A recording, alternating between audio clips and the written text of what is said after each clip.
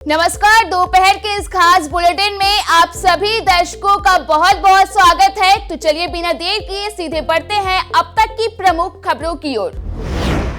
राम भक्तों का करीब 500 साल का लंबा इंतजार आज खत्म हुआ। प्रभु श्री राम अब अयोध्या में विराजमान हो गए हैं। पीएम मोदी रामलला की प्राण प्रतिष्ठा को लेकर पूजा अर्चना में शामिल हुए। इस मौके पर पीएम मोदी के साथ आरएसएस प्रमुख मोहन भागवत और यूपी के मुख्यमंत्री योगी आदित्यनाथ भी मौजूद रहे। प्रभु राम की प्राण प्रतिष्ठा के बाद रामलला की पहली तस्वीर भी सामने आई है। इस पावन मौके का साक्षी बनने के लिए 7,000 से ज्यादा वीवीआईपी अयोध्या पहुंचे थे। इस मौके पर बॉलीवुड अभिनेता अमिताभ बच्चन, रणबीर कपूर, आलिया भट्ट, माधुरी दीक्षित समेत कई अन्य सितारे सभी अयोध्या में हैं। अयोध्या में नए राम मंदिर में प्राण प्रतिष्ठा को लेकर पूरे देश में जश्न का माहौल है। 500 वर्षों के इंतजार के बाद रामलला अपने मंदिर में विराजमान हो गए हैं। प्रधानमंत्री नरेंद्र मोदी मुख्य यजमान के रूप में प्राण प्रतिष्ठा समारोह में शामिल हुए। इस भक्ति के माहौल में राजद सुप्रीमो लालू प्रसाद यादव के बड़े बेटे और नीतीश सरकार के मंत्री तेज प्रताप यादव ने अपने विरोधियों पर निशाना साधा है। तेज प्रताप यादव ने कहा है कि राम तो सबके मन में है, लेकिन अंधभक्त राम को लाने से पहले अपने अंदर के रावण को बाहर निकाले। राम के लोग कभी भेदभाव नहीं करते। सबसे पहले महिलाओं के खिलाफ अत्याचार बंद करना चाहिए और गरीबी और भूख जैसे रावण को कैसे खत्म करें, इस पर विचार होना चाहिए। राम को लाना है तो अपने बुरे विचारों को बाहर निकालिए और देश को प्रेम, सद्भाव और खुशहाली के रास्ते पर लेके चलिए। जय श्री राम।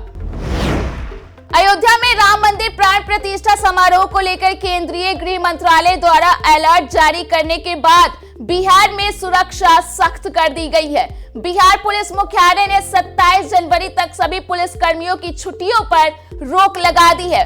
इस दौरान पुलिस कर्मियों को बहुत जरूरी कारणों से ही छुट्टी की अनुमति मिलेगी। केंद्रीय गृह मंत्रालय ने पूरे देश में सुरक्षा को लेकर अलर्ट किया है, जिसके बाद बिहार में भी पुलिस अलर्ट हो गई है। सभी जिलों में अगले 48 घंटे के लिए गश्त बढ़ा दी गई है। संवेदनशील स्थलों पर पुलिस को अलर्ट रहने को कहा गया है और किसी भी संदिग्ध गतिविधि पर तुरंत एक्शन लेने को कहा गया है।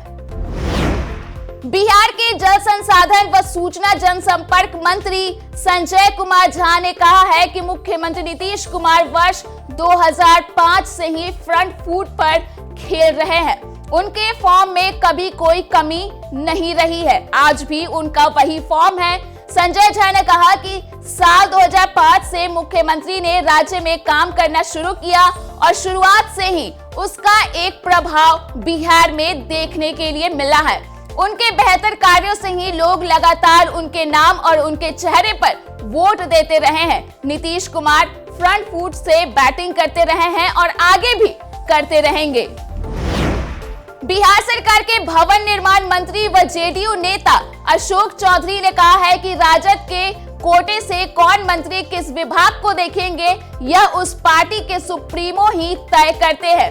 प्रोफेसर चंद्रशेखर का विभाग बदला है तो राजद के लोग ही हटवाए होंगे। अशोक चौधरी ने रविवार को पटना में पत्रकारों से बात कर रहे थे। राजद के 3 मंत्रियों को नए विभाग मिलने को लेकर पत्रकारों ने उनसे यह सवाल किया था। अशोक चौधरी ने केंद्रीय ग्रामीण विकास मंत्री गिरिराज सिंह पर भी पलटवार किया है और कहा है कि क्या अब मुख्यमंत्री नीतीश कुमार उनके कहने पर कोई निर्णय लेंगे। लोक जनशक्ति पार्टी रामविलास के राष्ट्रीय अध्यक्ष चिराग पासवान ने कहा है कि मुख्यमंत्री नीतीश कुमार को बहुत पहले ही प्रोफेसर चंद्रशेखर पर कार्रवाई करनी चाहिए थी। शिक्षा विभाग उनके हाथ से बहुत पहले ही ले लेना चाहिए था। चिराग पासवान ने आरोप लगाया है कि जिस तरीके से चंद्रशेखर विवादित बयान देकर समाज में भेदभाव की भावना प्रकट कर रहे थे, वह बर्दाश्त के लायक नहीं था। ऐसे मंत्री पर कठोर कार्रवाई होनी चाहिए। नालंदा के डीएम के बाद अब राजधानी पटना के जिलाधिकारी ने भी बिहार शिक्षा विभाग के अपर मुख्य सचिव के पाठक के आदेश को मानने से इनकार कर दिया है। राजधानी के डीएम डॉक्टर चंद्रशेखर सिंह ने जिले में पड़ रही कड़ाके की ठंड को देखते हुए नर्सरी से 8वीं कक्षा के स्कूल को 23 जनवरी तक बंद रखने का आदेश दिया है। यह प्रतिबंध आंगनबाड़ी केंद्र और कोचिंग संस्थानों पर भी लागू रहेगा। इससे पहले नालंदा के डीएम शशांक शुभंकर ने भी जिले के सभी 8वीं तक के स्कूलों में 23 जनवरी तक बंद रखने का आदेश दिया था। अब खबरें झारखंड की। अयोध्या राम मंदिर की प्राण प्रतिष्ठा को लेकर पूरा देश राममय है। चारों तरफ श्री राम के जय घोष गूंज रहे हैं। इसी कड़ी में राजधानी रांची में रामोत्सव को लेकर स्कूल के छोटे बच्चे भी सड़कों पर राम का स्वरूप धारण कर और नृत्य प्रस्तुत कर रामोत्सव मनाते दिखे। झारखंड सरकार जल्द ही बोकारो स्टील प्लांट के निर्माण के दौरान विस्थापित हुए उत्तरी विस्थापित क्षेत्र के 19 गांवों में रहने वाले लोगों को खुशखबरी देने जा रही है। बोकारो के 19 विस्थापित गांवों को पंचायत का दर्जा मिलने वाला है। सरकार इस पहल को मंजूरी देने जा रही है। इसकी जानकारी कांग्रेस अल्पसंख्यक विभाग के प्रदेश अध्यक्ष मंजूर अंसारी ने दी है। मंजूर अंसारी ने कहा कि राज्य सरकार जल्द ही जनवरी माह में विस्थापितों को उनका हक और अधिकार देने जा रही है। अब खबर खेल जगत की।